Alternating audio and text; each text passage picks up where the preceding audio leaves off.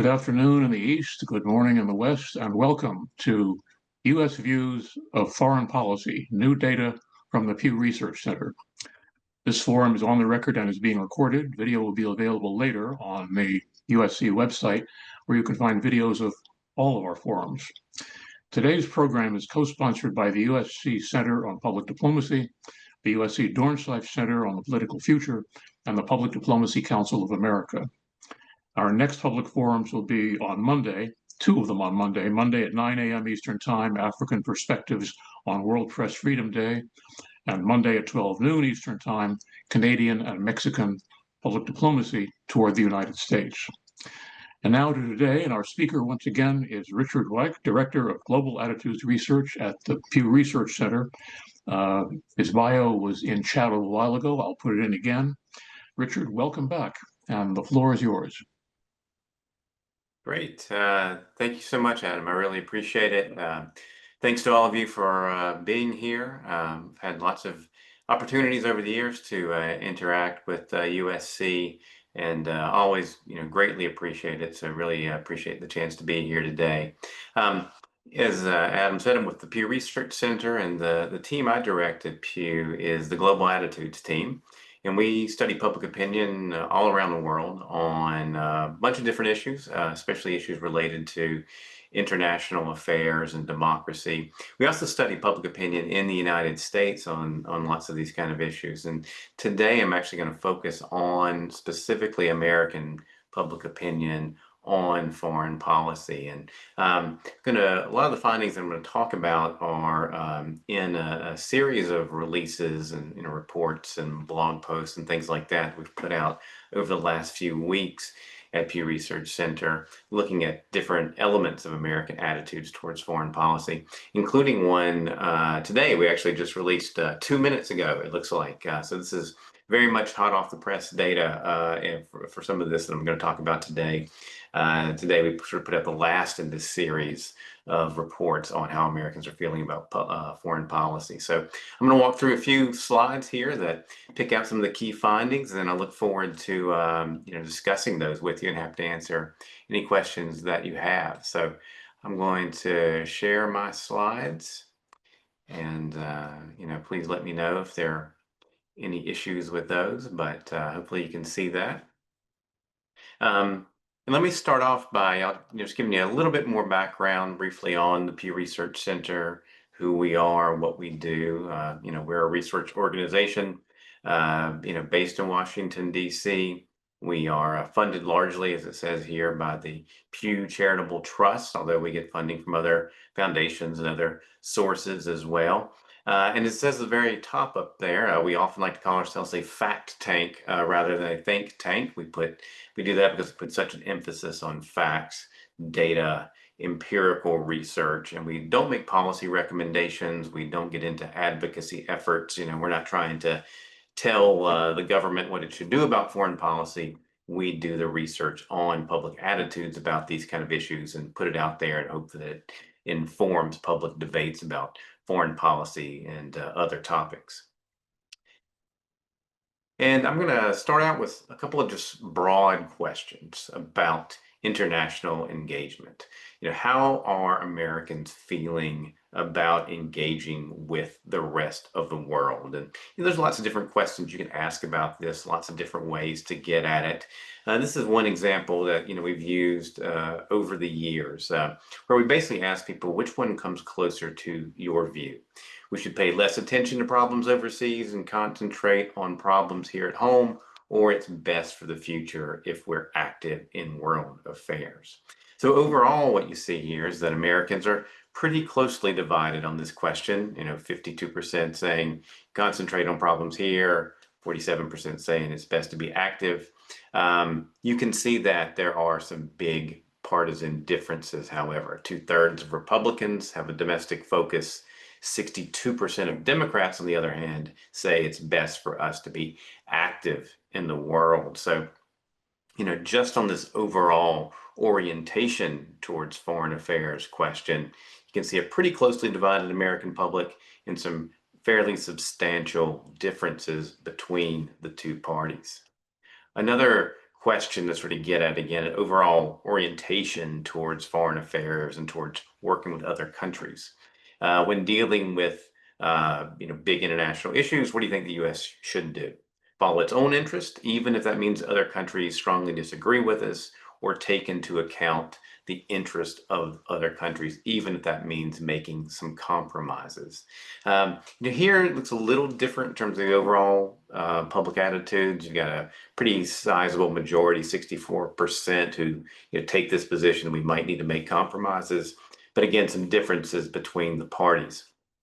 Democrats overwhelmingly saying we might need to make compromises with other countries, take their interest into account. Republicans closely divided on this one. So, again, you can see an overall sort of pattern, but big differences in terms of what the different partisans think about it. Now, one way that we engage with the rest of the world is through foreign aid and foreign assistance of various sorts. Obviously, a topic that's been very much in the news over the last few months. So we wanted to look at this, in our survey, and we wanted to get a little bit beyond just the general concept of foreign aid and look at different types of aid, right? Different ways in which we might support other countries. We asked about 6 different ways in which the U.S. might support other countries. Yeah, exactly. So to me, like, you can see these 3 different kind of categories of aid that we sort of found through doing this survey. One is providing medicine and food and clothing to developing countries. There you see pretty broad public support for giving these kinds of things to other nations.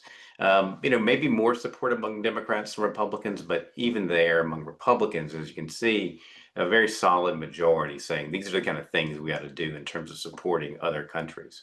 Then you've got economic development, strengthening democracy in other countries. Overall, pretty broad support for doing those things as well. Big partisan differences, about 8 and 10 Democrats saying these are things we shouldn't do. Less so among Republicans. But even there, you've got close to half of Republicans endorsing the notion of providing economic development to developing countries and strengthening democracy in other places. And then down at the bottom, forms of aid that are a little less popular overall: military aid and aid tied to arts and culture. Again, partisan gaps, although, even among Democrats, a little less support for these forms of aid. So, I think what you can take away from this is when we're talking about foreign aid, it depends on what kind you're talking about. But for several of these forms of aid, at least, there's pretty substantial public support for the idea of the U.S. providing these kinds of things to other nations.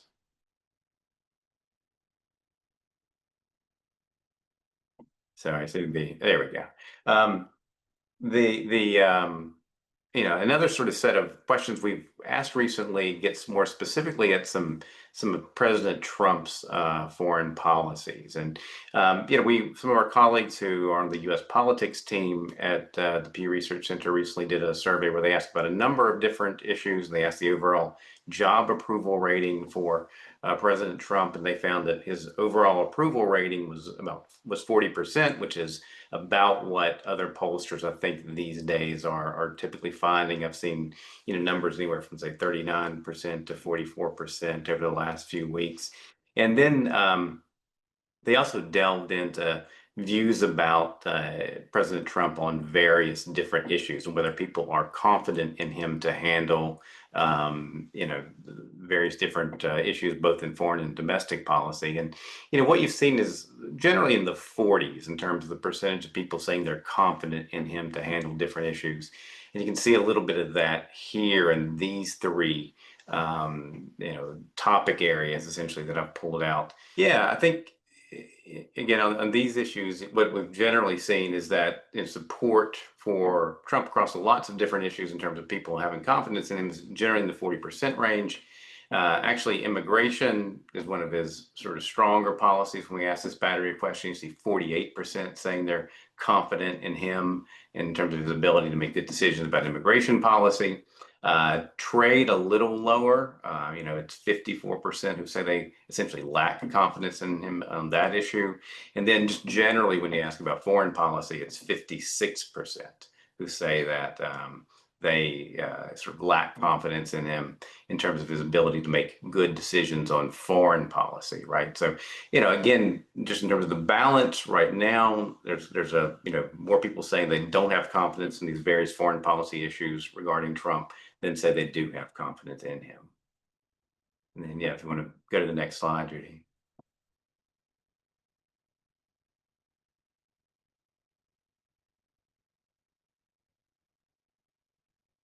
Yes, and then we asked about some more specific, Trump policies, Trump initiatives that he's pursued since being in office. Ending most USAID programs, dropping out of the Paris Climate Agreement and leaving the World Health Organization. And, also you still see on the far right there are a number of people who sort of aren't necessarily sure, they have an opinion on this. But in terms of the balance between disapproval and approval, there's more disapproval among the US public, right? Look at ending USAID to go back to foreign aid, 45% disapprove, 35% approve. It's similar on Paris Climate Agreement, and maybe even more disapproval when it comes to the WHO. And if we go to the next slide, I think what you'll see is that there's some big partisan disagreements on this, as you might expect, right? Among Republicans, it's majorities who say they approve of what President Trump has done on these various policy areas. But even they're not huge majorities, maybe compared to what you might expect among Republicans. So about 6 in 10 or so, favor his initiatives on USAID, climate, and the WHO, and then very little support among Democrats, single digits, saying they approve of what the U.S. is doing in each of these policy areas. And if you can go to the next slide. Now, we also wanted to get at some other sort of initiatives that Trump has discussed since taking office, specifically on Greenland and Gaza. And we wanted to look at really two sort of different aspects of these issues. One is, do people think he's going to pursue them? And then secondly, do they favor or oppose what he has suggested on those fronts? So, we asked people about, both taking over Greenland, taking over Gaza. Do you think that it's sort of not too likely, not at all likely, somewhat likely, extremely, or very likely that this is something that Trump is actually going to pursue? And I think the results are overall kind of mixed, right? A little over a third, basically on both these fronts, say they don't really think these things are very likely. Around a little more than a quarter say that these things are somewhat likely, and then maybe 1 in 5 or so say they're extremely or very likely. So some uncertainty at least about whether President Trump is actually going to do these things in terms of the U.S. taking control of Greenland or Gaza. And then we ask, regardless of how likely you think it is, do you favor or oppose this? And what we see is that there's more opposition than support for these initiatives. 54% oppose the U.S. taking over Greenland, just 23% favor it, and then sort of an even more balance of opinion towards opposition, right? On when it comes to Gaza, 62% of Americans say they oppose the U.S. taking over Gaza, compared to just 15% who favor it, right? So again, uncertainty to some extent on whether these are things that's actually going to happen or things that the administration will pursue, but pretty clear pattern in terms of more opposition than support for these ideas. Now, another thing we want to do in this survey, and we often do in our research, is look at how people view other countries. We do this a lot in our surveys around the world, and we also do it among Americans, right? How do they feel about other major nations? So if we go to the next slide, one of the things that we do is we ask some basic kind of favorability questions. Do you have a favorable or unfavorable opinion of these various countries? So, here what you can see is the total percentage of Americans who say they have a favorable opinion of each of these nations, as well as that number among both Democrats and Republicans. So if you look at the G7 nations, for the most part, they overall get positive ratings. Same thing is largely true when we ask about the European Union. You also do see partisan differences, right? Especially maybe when it comes to, say, Canada or France. Consistently much higher ratings for the most part among Democrats than among Republicans.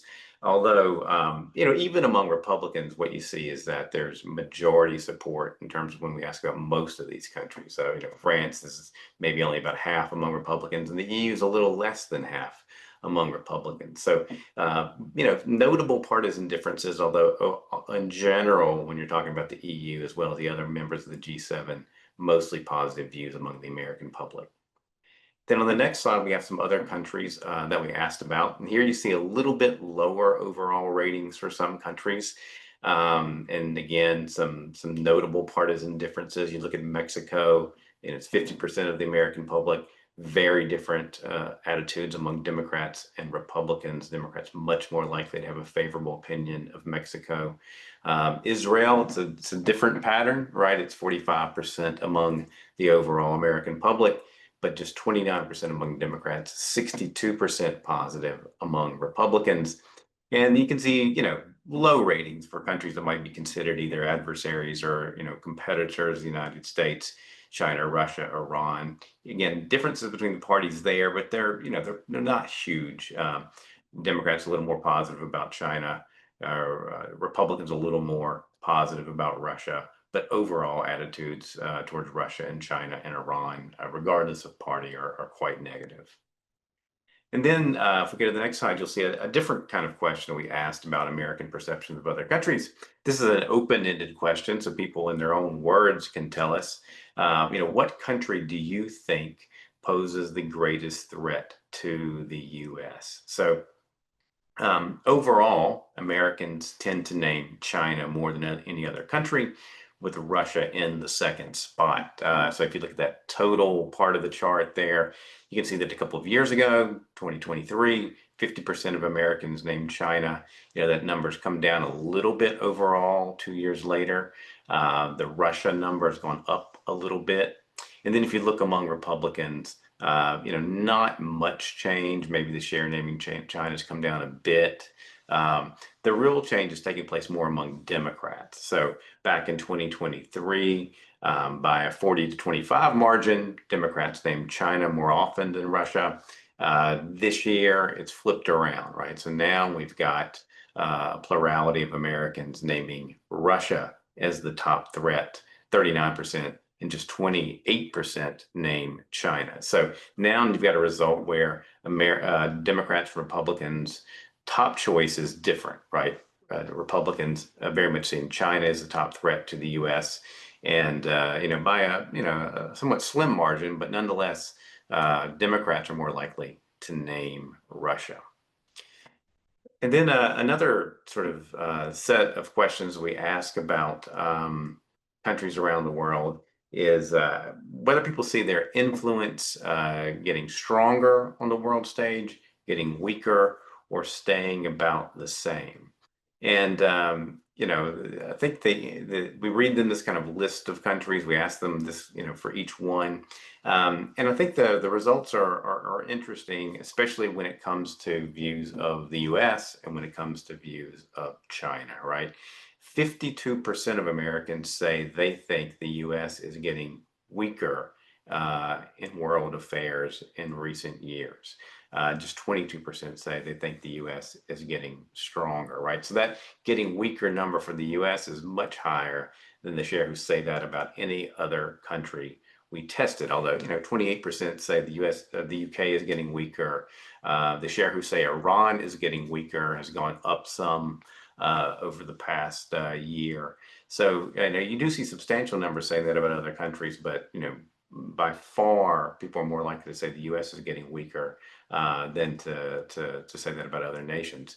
In contrast, when you look at China, of course, large majorities say that they see that China getting stronger on international affairs, 73%. And that's consistent with what we've seen in recent years in our surveys.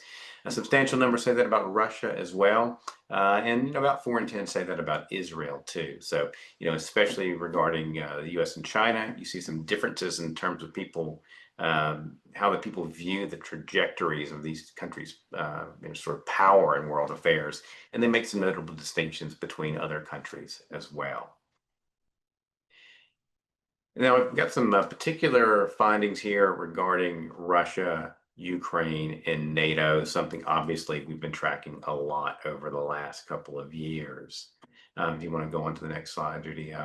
One of the questions that we asked about is how is President Trump approaching the Russia-Ukraine war? Is he favoring Russia too much? Is he striking the right balance, or favoring Ukraine too much, or are you not sure? So plurality of Americans, 43% say President Trump is favoring Russia too much. It's very few, only 3% who say he's favoring Ukraine too much. Big differences, as you might expect, among Democrats and Republicans. 16% of Republicans say he's favoring Russia too much. It's about 7 in 10 among Democrats, right? So, very, very different attitudes among supporters of the two parties in terms of how they see Trump's approach to this issue. But in terms of the overall American public, it's 43% who say he's favoring Russia too much in this conflict. Something we've seen is, again, sort of steady partisan differences in recent years on this topic, but in some cases, those partisan differences have grown over time, and you can see a little bit of that here.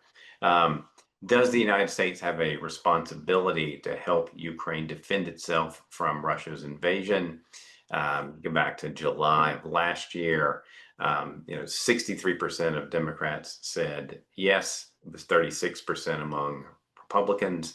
That partisan gap has gotten even wider over time, and Democratic public opinion has been pretty steady. But we've seen since November is that the share of Republicans who hold this view dropped off from 36% down to 23%. So, overall, you can see the overall numbers among the American public, but very different views among Democrats and Republicans. And that gap has gotten wider here over time. And we've seen similar things on some other questions we asked, particularly about concerns about what might happen in the Russia-Ukraine conflict. Are you concerned about Russia invading other countries in the region beyond Ukraine? And this is something we've been tracking since 2022. And again, you can see the shift there over time with wider and wider partisan differences over time. In the most recent poll, 66% of Democrats say this is something they're extremely or very concerned about. It's just 29% among Republicans. That number is down from when we asked it in 2024. Ukraine being defeated and taken over by Russia. This is one where we see 62% of Democrats saying this is something they're extremely or very concerned about. It's just 25% among Republicans. And again, this is the same pattern we see on lots of different questions we ask about the war. If you go back to the very beginning when the conflict started, there might have been small partisan differences, but they've grown wider over time. And we see somewhat similar patterns on lots of different questions we ask, including these two questions about different concerns people might have about other things that could result from the conflict. And this is a question about Zelensky. This is a question we ask about a lot of world leaders and countries all over the globe. How much confidence do you have in this leader to do the right thing in world affairs? This is a share of people who say they have a lot or some confidence in him. And obviously been a lot of tensions between the Trump administration and Zelensky in recent months. But these partisan differences existed when it comes to Zelensky before that. Go back all the way to March 2023. It was about 7 in 10 Democrats with confidence in him, just 44% among Republicans. The Democratic number really hasn't moved very much, but the Republican number has gone down. So where it's now 30%, and you've got a 40% gap between Democrats and Republicans in terms of how they see Zelensky. And then and just a question on NATO that we've tracked over time. This is a basic favorability measure that we ask about other countries. We also ask about international organizations, including NATO. So this is one we've been doing since 2009, and again, track these sort of partisan differences. It starts off with an 11-point partisan gap back in 2009. We've got a 32-point gap today. You can see overall about 60% of Americans have a favorable view of NATO, and that's been pretty consistent in recent years. And really, the change over time on this question has been among Democrats. If you look at Republican opinion going back all the way to 2009, it's moved around a bit, but the number we have today isn't that different from what we had back when we first started asking the question. The number among Democrats, on the other hand, has changed a lot, especially starting around 2016, 2017, when Trump took office for his first term. Obviously, Trump maybe not as positive, or raised issues regarding the transatlantic reliance, raised issues related to NATO, and it was at that point that you saw Democratic public opinion move, and is basically stayed more positive, moved up now a little bit since then, right? So the real movement on this question has been in a positive direction over time among Democrats. Now you've got this very substantial partisan gap. Another topic that we look at a lot in our work is attitudes towards China, and we've been tracking attitudes in the U.S. towards China for a long time now. This next slide, we've got, again, this basic favorability measure. How do you feel about China? Do you have a favorable or unfavorable opinion? And, we've been doing it now for 2 decades. You can see lots of, movements up and down, but the clearest pattern is that over the last decade or so, negative opinions about China have become much more common, right? If you look at the last several years, just among the general public in the United States, about 8 in 10 have had a negative overall opinion of China. Now, it's actually changed a little bit in the opposite direction over the past couple of years. If you look at the movement the past 2 years, that unfavorable number has come down a little. The favorable number has moved up a little. So, overwhelmingly still negative, but it's changed a little bit in a positive direction. The one thing to note, of course, is the timing of this survey. This was a survey conducted the last week of March, essentially. So right before the April 2nd announcement of, major tariffs by the Trump administration on China and lots of other countries. So, bear that in mind as you look at this or some of the other questions we ask as well. Things have happened, just over the last couple of weeks since we've asked this question. So, so it's possible that the attitude towards China may have even shifted since we asked this question, but what we saw at the time, at least, was maybe a slight movement in a more positive direction, which is different from what we've seen in recent years. And this is obviously when we're going to ask again, to see how the trade issue and other things have impacted opinions towards China. So, on the trade issue, we wanted to see who Americans think benefits more from the U.S.-China trade relationship. Do you think it's the U.S.? Do you think it's China? Is it both countries equally, or is it neither one? So a plurality of Americans, nearly half, 46%, say they think China benefits more. It's just 10% who say that about the U.S. And again, you do see some partisan differences. It's 60% among Republicans who say China, 34% among Democrats. Not big numbers in either case, saying they think the U.S. benefits more. So, again, it's almost half of Americans who say China benefits more from this than the U.S. does. But as you'll see on the next slide, when it comes to the impact of tariffs, you've got a half or maybe a little bit more of Americans who say they think the impact of tariffs will be bad, both personally for them and for the U.S., right? So we say, do you think the tariffs will be bad for the country or good for the country or have no real effect? Same question for you personally. And at least in terms of the balance between good and bad, it's pretty clear. Americans are much more likely to say they think these tariffs will have a bad impact on them and on the country rather than a good one, right? So this is again asked right before April 2nd, so opinions could have shifted since then. But when asked about specifically tariffs on China, there were considerably more negative sentiments than positive opinions about the impact of tariffs on China, on the country, and on people's lives. And then a final set of countries of slides on Israel and Gaza. Another issue that we've tracked some over time. One question that we've asked is basically a two-state solution question. Do you think a way can or can't be found for Israel and an independent Palestinian state to coexist peacefully? Americans are pretty closely divided on this question. They lean a little bit more in the direction that a way can't be found in terms of a two-state solution. There are differences between partisans. It's about 6 and 10 Republicans who say they don't think a way can be found. A slight majority of Democrats hold the opposite view, that a way can be found for an independent Palestinian state to coexist peacefully with Israel. And you'll see this on a couple of these slides. There's some interesting differences sometimes within the parties, but on age.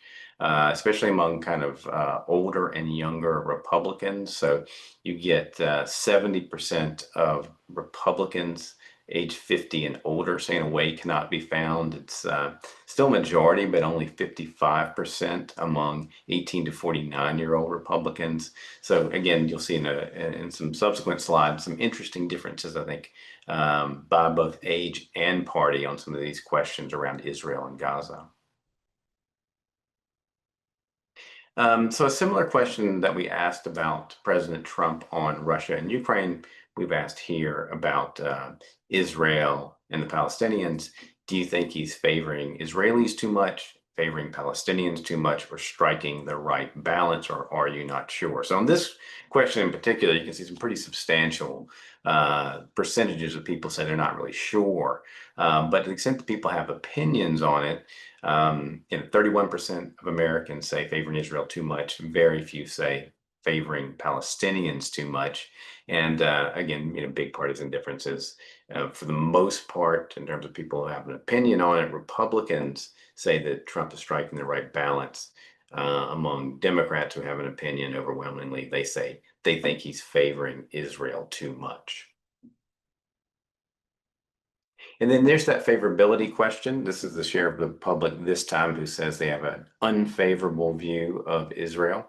And that share has gone up some over time. In 2022, we asked this question, just 42% of Americans said they had an unfavorable view. It's up to 53% this time around.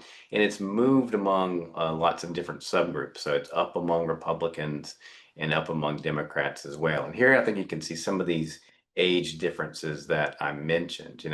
Among Republicans age 50 and older, their views really haven't changed that much. But among younger Republicans, they've moved from 35% negative to 50% negative. And if you look at Democrats, sort of older Democrats have kind of caught up with it, with younger Democrats, if you want to think of it that way. A little bit of movement in a more negative direction among Democrats ages 18 to 49. A big 23-point swing among older Democrats from 43% to 66% negative. So again, some interesting things happening among age groups among both Democrats and Republicans. And then just one final slide on Netanyahu. Same question we asked about lots of world leaders. You saw a moment ago regarding Zelensky. How much confidence do you have in Netanyahu to do the right thing in world affairs? On balance, Americans are more negative than positive. You can see the partisan differences here are pretty clear. Again, there's a little bit of a difference between older and younger Republicans. So, overall negative views in terms of confidence in Netanyahu, but some differences among different groups, both in terms of party and age, and in terms of how they feel about the Israeli leader. And that's it. Sorry for the technical glitches there, but that's a quick run through of some of the key findings we've put out over the last few weeks in terms of American attitudes towards foreign policy. And I'll just note that a lot of these same questions we're actually asking all around the world on some similar kinds of issues right now, and we'll have some new results at a global level later in the spring and summer in terms of how people are feeling about the United States and what's America's image in the world right now, how they're feeling about China, how they're feeling about Russia and Ukraine and NATO and other issues. So we're very much working on that now and look forward to releasing those results this spring and summer. So thanks very much.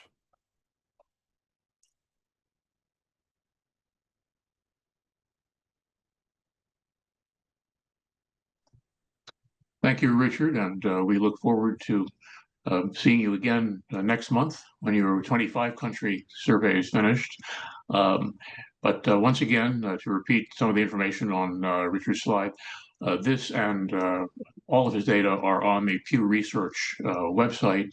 And once again, for those of you who may have joined later, this entire program is going to be available on demand by video on our website.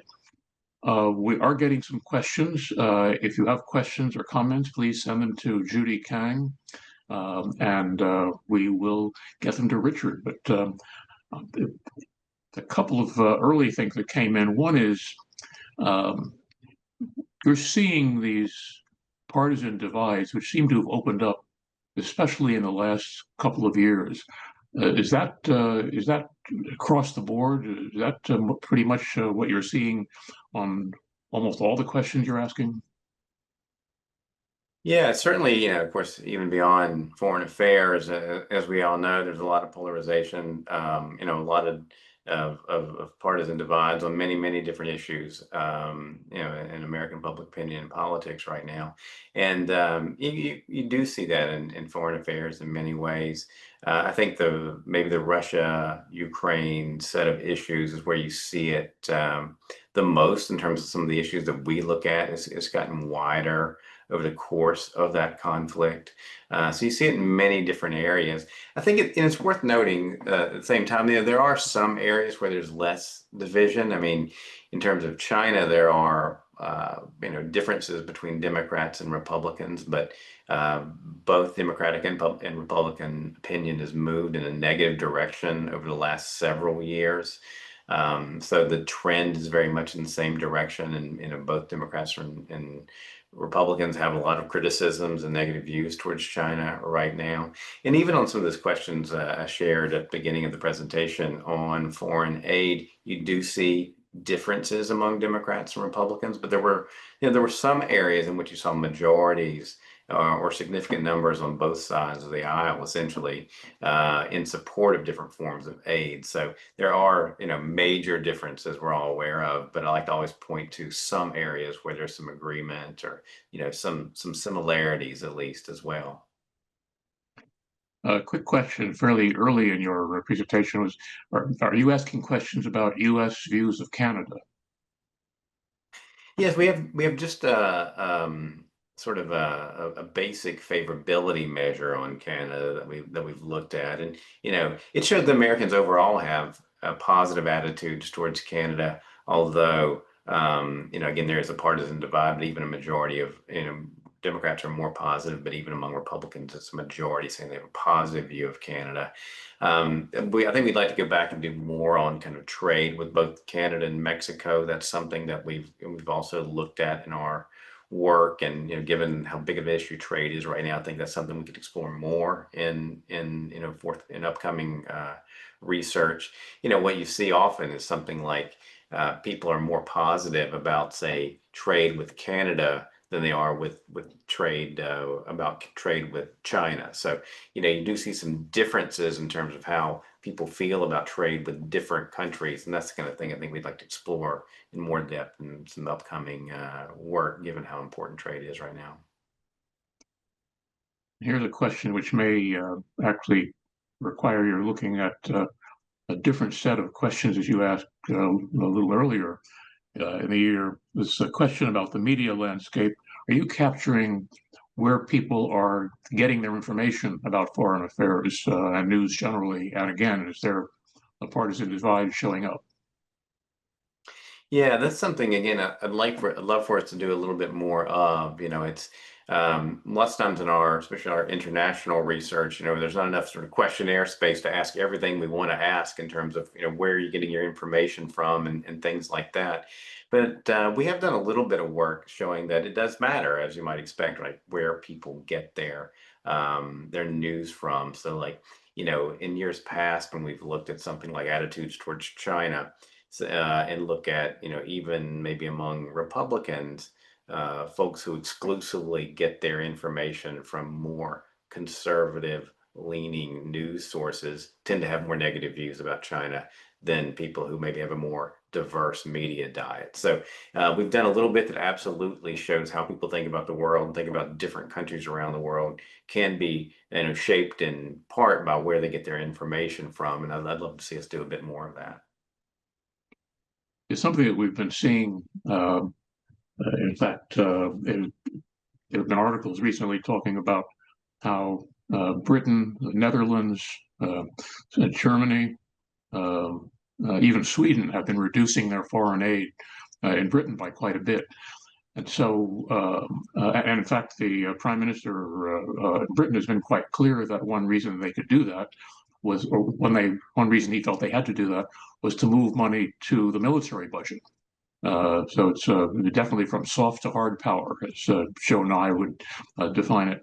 Um, I know that the data you've just presented today are, some of them are, what, less than an hour old in the release. But do you have any indication from what you've seen about support for foreign aid in other countries? I know that you're in the field right now with one, but have you seen developments in the past that might suggest one way or another how people are feeling in other countries? We have asked, these kind of general questions more about like foreign engagement. How active should countries be in world affairs? How closely should your country work with other countries? And you do see divisions in other countries too. Even within, say, Europe, Northern Europe and places, like Sweden and more Northern European countries tended to be more supportive of foreign engagement and seeing, they're wanting their country to play a very active role in working with other countries and things like that. A little bit less so, let's say, maybe in parts of Southern Europe. I think what you mentioned, Adam, would be something really important for us to track. I think the conversation in Europe, at the moment is in part about exactly what you're saying. Maybe people in terms of their values and things like that are still supportive of aid, but they're seeing in terms of their interests right now, potentially they're going to need to dedicate more resources towards security, right? So those kind of trade-offs would be a really interesting thing for us to ask about. It's not something we that kind of direct trade-off isn't something we've really looked at in our surveys, but that's given sort of the political and foreign affairs debate right now, I think that's the kind of thing we'll want to look at more in our work. Question about intensity. How do you get a sense from the data and from the respondents how strongly do they feel about foreign affairs? Is this something where they're actually making a decision, or is it just something they're following less formally or less intensely? Yeah, yeah. Yeah, it's a great question when you ask about foreign affairs, right? It's usually not going to be the top issue for most people, right? But it varies a little bit from issue to issue. We've asked both about the Russia-Ukraine war and the Israel-Hamas war, for example, and how important are those things to you personally?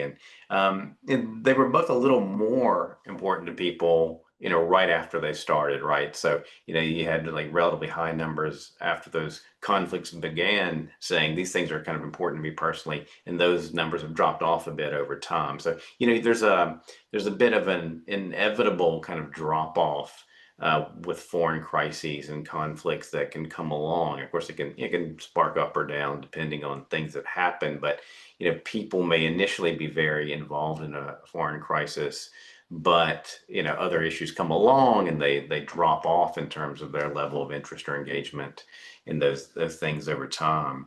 And something that is always worth keeping in mind too is, as I mentioned, that often people aren't going to see these issues as their number one priority. I think this comes up when you talk about foreign aid, and a lot of the polling that people have done in the past on foreign aid, even I think we've done it too at Pew, is sort of read people a list of big international issues and ask them for each one, how big of a priority is it for you? And when you do that, foreign aid doesn't rise to the top of the list, right? The conclusion is that it's a low priority for Americans, which is true when you do that kind of question. I think what we see in the polling, like we just released today, is that it doesn't always mean people aren't supportive of it, right? It might not be my top priority, but there nonetheless might be forms of aid I think are good ideas, and I think are things we should do. So there's different dimensions in terms of how we study public opinion, I think are important to measure, right? Both, how important is this? How does it stack up in terms of, vis-a-vis other issues and other priorities, but also putting that aside, is this something we should do or not? Is it a good idea? Is it a good policy? So both of those dimensions are important, I think, when you're talking about public opinion. And of course, foreign aid has been much more in the news this year. It's That's only right. in the background, maybe 2, 3 years ago. That's a great point. Yeah, exactly. If there's ever a time when people are thinking about it one way or another, this is it, right? They've been primed to think about foreign aid in some new ways in recent months, for sure. The question about uh, methodology. What do your qualitative interviews reveal about what people may mean when they say they approve or disapprove of X? Yeah, yeah. Yeah, of course, surveys at times can be sort of, blunt instruments. Do you like this or not like it? Approve, disapprove, favorable, unfavorable. And we try to get at kind of another layer of those kind of opinions in different ways. One example is maybe attitudes towards China. We've done things before, like ask about. An open-ended question. What comes to mind when you think of China? Just open-ended in your own words, we've asked Americans. And when we've done that, it tends to be, I guess the most common answers at least have tended to be things like China's record on human rights and sort of that whole set of issues, right, has come up a lot among both Democrats and Republicans. So there are things you can do to kind of dig at, okay, what is it people are thinking about when they think about China? In our international work, as you know, we do a lot on kind of views towards the United States. So, part of what we try to do is ask about different elements of America's image, different aspects of American soft power. So when, to try to unpack that a little bit, right? How do you feel about American culture, American ideas, American technology, its business, things like that? And then also ask about American foreign policies, ask about who's in the White House and those kind of things. So we like to, ask those kind of baseline overall measures, but then follow it up with other questions that kind of allow us to unpack a bit what those sort of top line baseline measures mean. One other thing, since the question mentioned qualitative, that I'll talk about just briefly too, is that we have done some focus groups in recent years in both the United States and in Europe, where we try to get at a little bit some of these ideas around international engagement, which I think have been really interesting, because we've kind of divided those groups up into people on the right and left who were both sort of more pro-engagement, or more, if you want to think of it this way, isolationist, right? And doing things like that, you can get a little bit better sense of what people mean when they think about engagement with the world. When sort of your Republican pro-engagement people tend to talk a lot about business and economics, for example. Your pro-engagement people on the left tend to talk about sort of supporting democracy and what you might think of as traditional kind of liberal internationalism. And there's a strain of isolationism on the right, maybe this more traditional kind of isolationist. We need to focus on problems here at home. There's a version on the left that's a little bit more, we would like to see us more involved in world affairs, but we've got to get our own house in order here. And we don't feel like we always make a positive difference in the rest of the world when we get involved with other countries, right? So anyway, that's just an example of a study we've done that I think provides an opportunity to get a little more nuance by sitting down with people in a focus group and talking with them for 90 minutes about what some of these terms mean and how people interpret them, and they interpret them in a little bit different ways depending on what kind of ideological group you're talking to. Similarly, the question, is there an awareness that beyond changes in foreign policy direction or emphasis, the Trump administration is shrinking the capacity to conduct foreign policy by shrinking or eliminating instruments of statecraft? Hmm. Well, that's a great question. I mean, that's not something I think. I'm trying to think of any ways in which we've asked questions that would help us address it. You know, are we sort of not able to do things we need to do? I guess would be a way to interpret that question. I don't know. That's something we should pursue more in our work. I think what we've done so far is sort of look at what do people want the role of the United States to be. How active do we need to be? How much do we need to work with other countries? How sort of vital to our own interest is it to cooperate with other countries? So and we've tried to see what people think that role should be, and maybe a follow-up question is now, okay, well, what's happened in recent years in terms of our capacity to actually do those things, regardless of whether you feel we should be doing them or not. The question really related to what your work in the field right now. In your global polling work, are there particular countries or regions where it is more challenging to collect reliable public opinion data? And if so, how do you adapt your approach in those situations? Yes. Yes, there are places now that are more difficult than would be ideal for sure. Yeah, if you look at our global surveys, we do our best. We have a great methodology team at the center that works really hard to get representative samples all over the world. But there are parts of the world where it's gotten more difficult. Certainly there are places we used to survey long ago, like Russia and China, where it's gotten more difficult to do field work over the years. Some countries have more, instability than they used to.